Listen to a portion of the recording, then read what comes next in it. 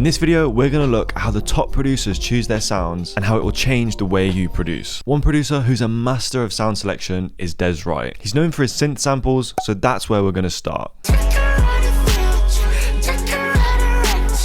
Field Trip is his most recent release and it's the biggest song on Vultures 2. Dez even gave us a snippet of the original sample on his Instagram. First things first, Dez has all the best synths at his disposal, and there's a reason why these things cost thousands of dollars. Whilst VSTs sound great and are super accessible, the rich analog sound that you get from a real synth is unmatched. So I'm going to show you some tips on how to get as close as possible to that real analog sound. To start our sample, I actually began with a bass. This sounds good, but it's lacking the depth of a real synth bass, so let's change that. First, I used a decapitator. You can use any distortion you like. Then I added my favorite plugin to put on basses, the Tal X Chorus. It widens the sound and adds extra harmonics to it, and best of all, it's completely free. And finally, I added an EQ cutting the low frequencies below 30 kHz. This actually makes a big difference tidying up the sound.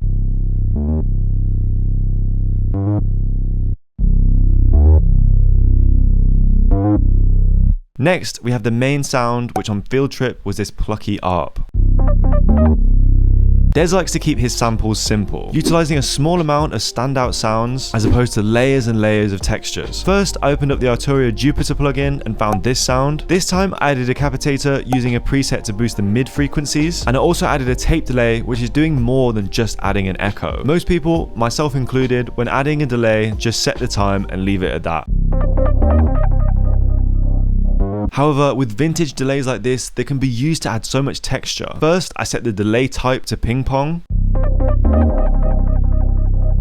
Like the bass, I wanted to make this sound wide. I then chose this vintage preamp setting as opposed to the default clean input, giving it even more crunch.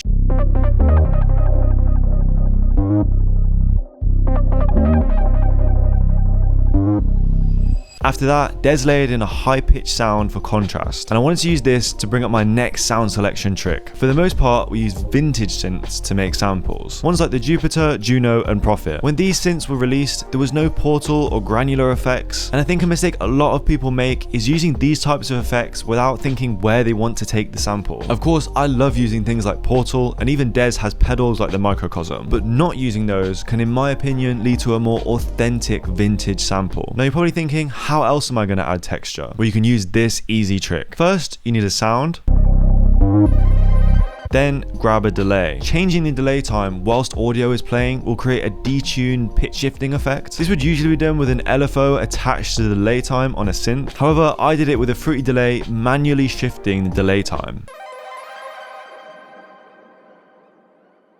Again, there's nothing wrong with granular effects or pedals. I just think it's important to be intentional when you're producing. So if you're making a vintage sample, try using vintage effects and techniques. Next, I added a softer pad in the background. Like I said earlier, we have our main sound, so this is just to fill out the frequencies.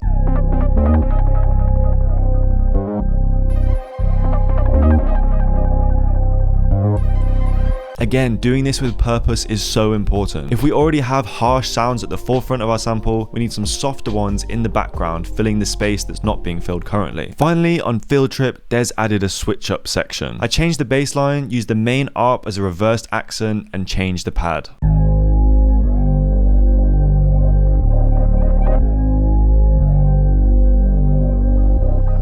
So that's the vintage sample done. However, I want to show you guys how different it sounds when you use modern techniques. First, we have the bass as well as the main ARP, this time using Portal, Effect Rack, and Autochroma on a more modern synth sound.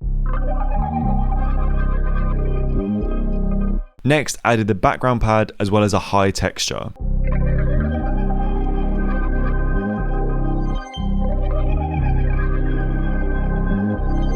As you can hear, it's fire, but it's a totally different sound. Finally, let's test them both out with some drums. For the vintage sample, I chose a hard snare as well as a lower hi-hat. This is what they did on Field Trip, matching the industrial texture of the sample. Then I added a short yet wide 808 and kick.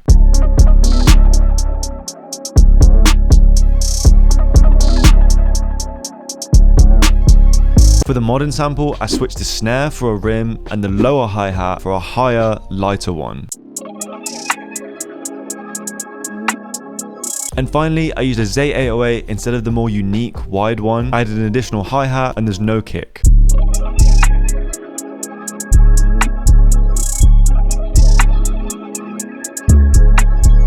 Overall, sound selection is so important. Whenever you cook up, try and have an end product in mind and intentionally choose your sounds. If it's a vintage sample, do some research and figure out what vintage techniques they used to use. Of course, still create with freedom, try combining modern and vintage effects, but make sure everything you do is with intention.